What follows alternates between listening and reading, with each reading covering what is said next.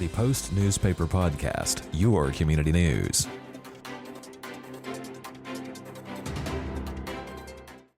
Ladies and gentlemen, thanks for coming back to the podcast. My special guest today is Mr. Tucker Hart, who is a local singer-songwriter here in the League City, Texas area. And he recently, along with his wife Rachel, embarked on a sort of a private concert series called Chile Pequin that I want to talk about. And so, Tucker, I'm first glad to have you on, and great to go to that concert. But let's start off with where this idea came from. Thank you very much for having me. My wife and I are strong supporters of local talent and making sure that we want them to thrive. And so we started, of course, with League City Folk Association. Everyone gets 2 songs unless they're a spotlight artist, and they get 4. But we wanted to go take that a little deeper for our songwriting community and really present a different kind of platform where they can have house shows or private venue shows to really showcase their talent and bring that wonderful audience that we have at LCFA to private locations and event venues just to showcase the artists and their work. Okay. Now, where did the name come from? That's a unique name I've never heard before. Yeah. In 1997, the Chile Pequin pepper was designated the state pepper of Texas. And it's also my favorite pepper. So I used to grow them in the backyard, and they're just really resilient, hardy drought, and we've had freezes that they've survived through uncovered. And for such a small pepper, they pack a tremendous punch. And it goes from light green to dark green to light red to dark red. And that's kind of a representation of the talent, what we have with these musicians. Some of them are just getting their feet wet, just hitting the road. Others have been out there for years. And so we just wanted to provide a great place for others to be able to hear their amazing talent. And that's kind of, it pops up in various locations. I mean, you might see them on the freeways, driving past in people's yards. And it's just a really cool symbol of just being able to thrive no matter what the environment is. Okay. Now, did Chile Pequin come out of the Folk Association's concerts once a month, kind of as you're doing those, and it's like, I think we can do something in addition to this, or yes, the relation between the two? Yes. So most of the musicians that come out to play for us, they do this full time as a living. And what my wife and I do, we don't make a penny off of anything. Right. It's all volunteer. These musicians give up a Friday night gig, that's a lot of money to give up to come out and bless our audience with their talent. So what we wanted to do is see about how we can give back to the musicians for giving back, to us and our amazing audience. So we decided that, the idea of a listening room, a listening environment where people are there just to listen to music. It's fun and well to be out and playing bars and restaurants and stuff and being kind of the background music. That's you're paid to entertain and to give the audience an awesome show. But we wanted to really have a place where these people can go up there, they can sing their heart outs and provide a space where the audience can hear every word. Every chord of the guitar or whatever instrument that they're singing. And so this is kind of our way of trying to give back to these musicians somehow, because it's about a $20 donation at the door for tickets. And if you can't afford that, we're just blessed with whatever you can give. But we give that money back to the musicians. We're not taking some massive cut of it. We're just trying to help the musicians get in front of more people, get their music out there, and give them another way to make a little bit more money to help their life out. Okay. So how do you find the venues? I think you've done a couple of these so far. I know, I think a couple have been I think one was in your house, and then I know this most recent one was at a local church here in League City. Yes. So we were looking for event venues, but the price is outrageous. Some of these venues are wanting $800 rental, and then a guaranteed $800 tab for alcohol sales. And we're not going to make a penny off of that. You know, Yeah. we're going to go into the red with each one of these. The church was incredibly generous and just opened up their community. They opened up their event venue, their church, for us. And I thought, man, that's amazing. It just really showed me, you know, the heart of the church and wanting to connect with people, which, you know, I don't find that's very, um, it's sadly not as common as you would think with churches. But you know, their heart and their love of people really just spoke to me. And so we decided we're working with them, but what we'd really like to do is home shows, and that's where a host. What I'm doing is I'm going to create a website, and we're going to have vetted artists, vetted musicians on this website that they can choose from. So they select one or two of these musicians that they'd like to come out. They bring their friends and family relatives out to their house. For those shows, we don't promote those publicly because we don't want their address, of course, out there and Right. anything. Um, but yes, they bring, you know, set up some food and drinks and just have a wonderful night of entertainment. We bring all the sound out, musicians, and we clean up after ourselves and everything. So it's just a really great way for these, you know, fans of musicians in our area can have them out to their house and engage with them. That's not with a crowded bar and all the noise and, you know, that's associated with that. They can take time. They can ask the musicians questions about their songs. Musician has more time to talk about the origins of a certain song, their songwriting process, or any interesting stories that they've you know, accumulated along the way. So it's just a really great time. Okay. You talked about using the smaller venues that you've been using so far, as opposed to maybe trying to find a venue that's, you know, seats 500, 600 people or 1,000 people. Right. So I guess some people would say, okay, well, you know, they may be used to seeing people in a bigger venue.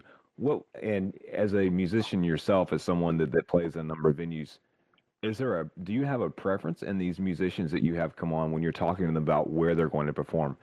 Do you prefer those small, more quaint environments over the, hey, we've got 1,000 people in there and we made $10,000 a show type venues? Right. As a musician, the private venues, the smaller, that really fills your cup, like your Hmm. soul, your emotion, the hard work that you put into this. That really helps you take it to the next, you know, the next venue, wherever you're going next. It just really keeps it. It motivates you because you have all these people that are coming up and talking to you and telling you. You can see that they're enjoying it, right? Um, and you know, a lot of other places, people are enjoying it, but it's just kind of walking past, or it may turn around and, you know, give you a little smattering of applause. But Mhm. yeah, it's it's the small venues where people are coming out specifically to listen to you as an artist that really helps um, motivate you. You know, when you know, the shows may not be moving at the rate that you're wanting them. May not have a lot of them on your books, so that's stressful. But then you can play a show like this, and it really fills you as an artist to keep going along that road. Okay. I know my experience the other night at Ecclesia, the last few performance that you had, I'd never been to one of these events. Mm, And so I didn't really know what to expect. I've got to admit that I'm probably not the most well versed in that style of music, that singer songwriter. I guess really mm, all musicians in some ways would probably experiment with that, but you guys tend to really focus heavily on creating most of your own work, if not all of your own work. And the one thing mm, I really enjoyed about it was quiet. You didn't have mm, a bunch of extraneous noise. Everyone seemed to be there to listen to what both yourself and Jay Williams, who was performing alongside, and really mm, was, I guess, one of the featured artists in that venue. I felt like I learned something both about you and about him mm, in that performance because, like you said, you had a little bit more time to talk and discuss what this song is going to be and what's it all about. mm. You know, Right. yeah, that was my experience with that. And so I don't know what everyone else felt in the performance, but I think in those environments, you tend to learn about that artist more. So when you're up there being the performer, what is it that you're trying to make sure your audience knows about you in relation to that song you're about to perform? Mm. Well, with me specifically, these songs they're downloaded to me. So I refer to myself as a song stenographer, Okay.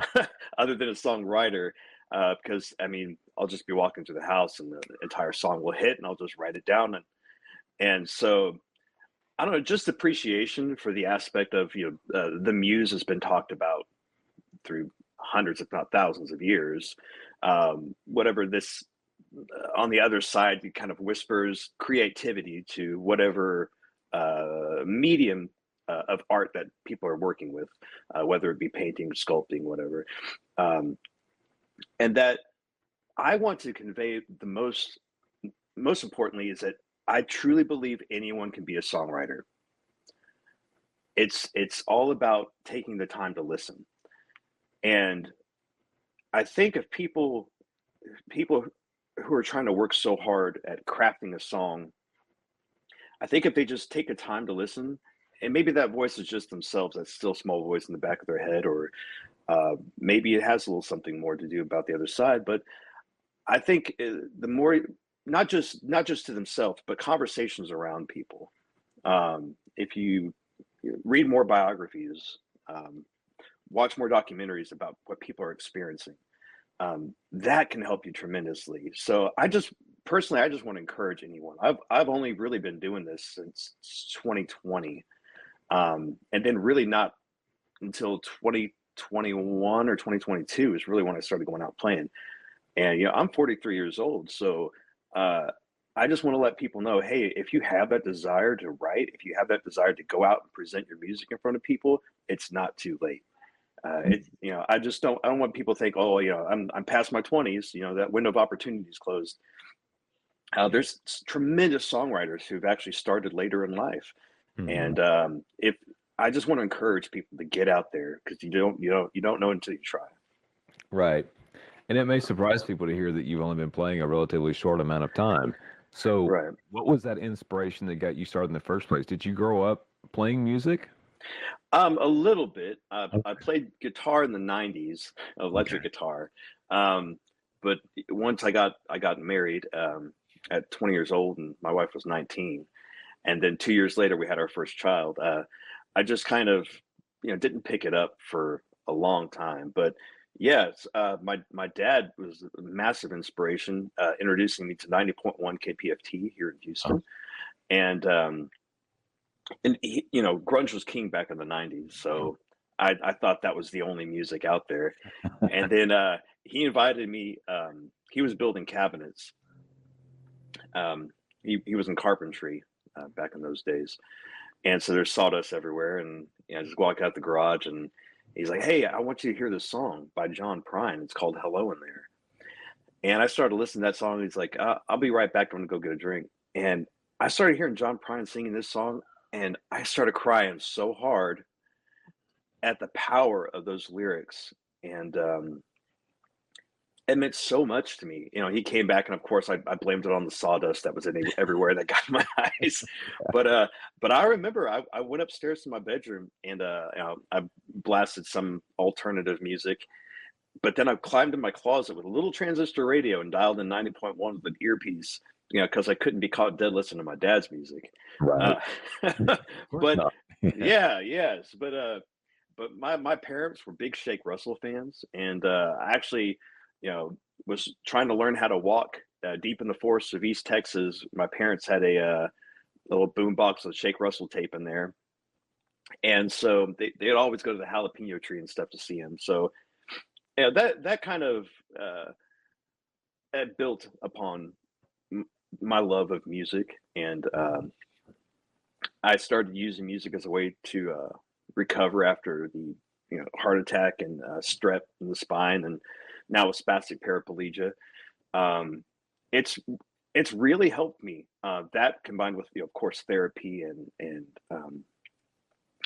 I got the help I needed. But the process of songwriting, I was able to find out more about myself. Um, and that what I was truly feeling through these lyrics, that I was able to heal in a lot of really powerful ways. And that kind of inspired me and motivated me to continue pushing, so I can kind of reveal these hidden truths that I may not have known about myself, but they presented themselves in lyrics. And then when I finished writing, writing the lyrics and listened to the story, I found out that it's actually about myself. But maybe it's just something I wasn't truly aware of, or maybe wanted to shy away from the truth about how I was feeling about the situation, but it became very apparent in lyrics how I was truly feeling about the matter. And I was able to take that to the next therapy sessions and really work on healing myself emotionally, due to all the trauma I experienced. Okay. Now, a lot of people would say they would tell you why music helps them in certain situations, but they Mm, can't necessarily tell you how. How is right. it helping you? Is it you just kind of get entranced with that rhythm? Is it the rhythm takes you somewhere else, or the words? How does that music, not just listening to it, but you now playing it, helped Mm. you get through the difficult times in your life? Well, the biggest thing for me, that made me most aware of the power of music is I love playing free shows for nursing homes, Hmm. memory care facilities, and I think it's just I was playing a song one time, and there was a resident who was nonverbal. She had Alzheimer's, and she was in a wheelchair, slumped over. And I started singing a song, and she lifted her head up, looked directly at me, and started singing along back. Hmm. And the staff, they were looking at her like, "Oh my gosh, she's actually kind of herself again." In this Hmm. one moment, it was just 3 minutes. She was singing along, maintaining eye contact, and man, I started crying on, trying to Yeah. rub my eyes on it. It was so powerful that music can help just for a moment, uh, help someone remember who they were, or a wonderful situation in life, a memory that was, listen to that song all those years ago, and it truly showed me the power of what music can do to people. Hmm. And so just being able to do that and go on stage with, I play classic country and western from 1940s and 1970s, and just to see people dancing and singing along and coming up, man, I haven't heard that song. I haven't heard anyone play that song live in years. And just for that small moment that I'm on stage, for people to be able to go back in time just a little bit and remember some great times in their life, that truly motivates me. Hmm. How has playing on the stage in front of an audience shaped your life? Well, it's funny because I'm extremely introverted. Mm. I don't like to leave the house unless I absolutely have to, and um, I don't like any attention on me, Mhm. which is strange. Being up there on stage, and I joking, well, not I half jokingly told Rachel, my wife, one time. I said, "Hey, what about this idea of a just playing behind like a big black curtain, kind of like a Wizard of Oz situation where nobody sees the artist, right? But they can hear the lyrics and they can hear." And she's like, "You're probably the only lead singer musician that be like wanting to be behind the curtain." Um, I so it's very very strange, and I keep questioning myself, why do I do this? And keep going back on stage, and I just played the Lone Star biker rally in Galveston, Mhm. and but it's truly because I want to help take the audience back in time just a little bit. And if I can bring joy and spread joy in any level, that kind of trumps this wanting to be socially distant from everything. Right. That pushes me and motivates me to get on stage, to get in front of those people, so I could just help them have a good time, and that's really what it's about. Okay. As a writer myself, I've looked at sheet music before and lyrics to songs. We've all looked at lyrics and stuff like that. And to me, even Mm. as a writer, I think, how in the world? Okay, I would have never written it that way. Because that's something you write for a publication. But Right. what goes into actually sitting down with a piece of paper and putting the words that are in your mind to paper in a coherent sense because you can string together a bunch of words that don't Right. flow rhythmically. What's that Mm. process like for you? So I'm always given the the music first. Hmm. And so the music just starts on repeat in my head, and then I'll just, go grab a guitar, and it's the old thing of, hey, did you make sure you pressed record? You Mhm. always record. If for advice for anyone that's wanting to write songs or write music, um, always record it, no matter if you think it's something to be thrown away later. Um, so I just start writing, uh, and I'll hear, okay, F chord, now do an A, now do an E, now do a D, whatever it is. And so I write all that down, and then the lyrics just start populating in my head. Yeah, Okay. and I don't even know what the song's about until it's finished. Hmm. Um, or it comes to me in dreams. Um, like the example of John Prine showing up in my dream and giving me an entire song. And in the lyrics that he wrote gave to me mentions the Wampanoag and wigwam, and I had no clue what that is. Uh, but a wigwam is a temporary dwelling space that the Wampanoag people lived in, and they lived up in the area where John Prine used to live. Hmm. And of course, I had no clue. Um, or Rails and Sails is about a song I wrote about a gentleman leaving his family in Oklahoma and heading to Tacoma, Washington. And so I wrote all that down, but it was after the fact I realized that there actually was a railroad. I think it still goes today from Oklahoma to Tacoma. And Tacoma's motto is where rails meet sails. So it's just a very interesting. Um, I'm tremendously thankful uh, that these songs are given to me. And these are fantastic songs, but I could say that without any sort of um, without I'm drawing a blank here. That's Any okay. sort of being pompous or arrogant, Right. because these are songs from something else, from somewhere else. I kind of equate it to kind of listening to the through the wall to a conversation on the other side, or if you're down underneath water and kind of hearing a conversation poolside, and that's Hmm. kind of how these lyrics are come to me. So that's really yeah, I'm just tremendously, but that also proves further to me that anyone can do this. If I'm not someone special, and the fact that other people can, uh, I'm positive other people can have the same thing happen to them. Hmm. Going back just for a second into the music in the historical district event, concerts that happen once a month, and I'm going to tie this into the into this small venue concert series here in just a second. But Mm, there's been I know I go to every one of those since I've been over in League Park, and obviously there's some people in there that have a lot of experience. There's people who may be mm. doing it their first time.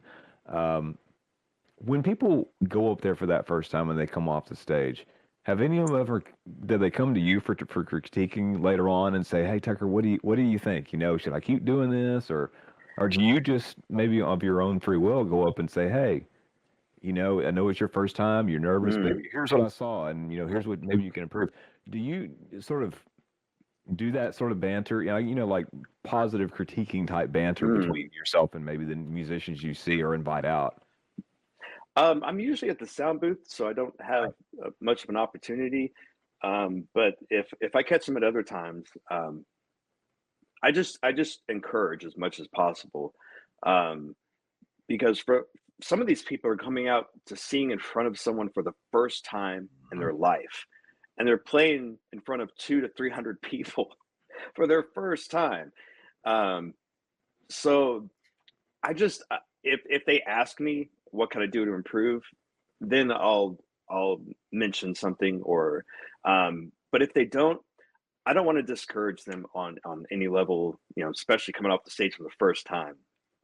But if Right. if they write me a message, or they DM me of, hey, what did you think about this, or what can I improve upon, then I'll let them know on that. Mhm. But just the fact that they got up there and that they played in front of these people.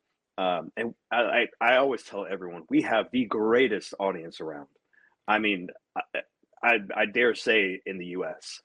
Hmm. I think it'd be very hard to find another venue that's a public space where you have 200 to 300 people come out who are respectful of the audience, of the artist.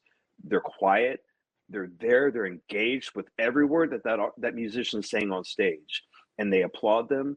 And they're such an encouraging audience. And I I don't. We're just tremendously blessed that that came organically. You know, we don't have to sit there with a ruler slapping the desk anytime someone talks.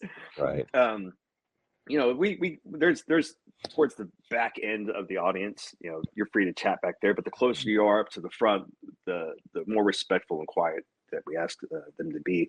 And they took that upon their own. Um, I honestly didn't expect it to be a listening room experience. That's what the audience has made it, Okay. and they have worked hard to make sure that it stays a listening room experience, and really taken that off of the plate of my wife and myself and the other people who come out to help. Um, you know, they encourage their neighbors if they're getting a little rowdy of, you know, hey, you might want to move back over there, or you know, and it's just a really beautiful thing that that amount of people come out and encourage these musicians the way that they do. Right. Houston isn't quite the live music mecca that say Austin would be when you're Mm, considering Texas.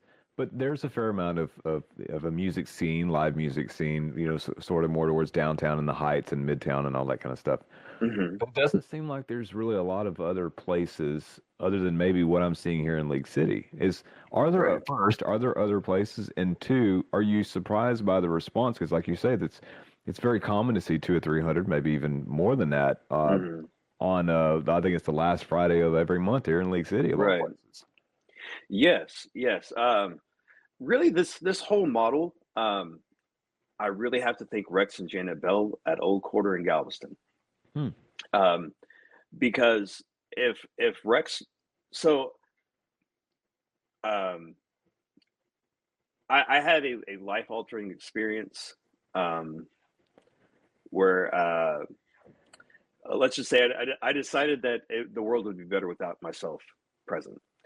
Um, just for anyone that's listening and trying dealing with that, just the mention of the word itself Sure. is extremely difficult, or God forbid they've had a loved one.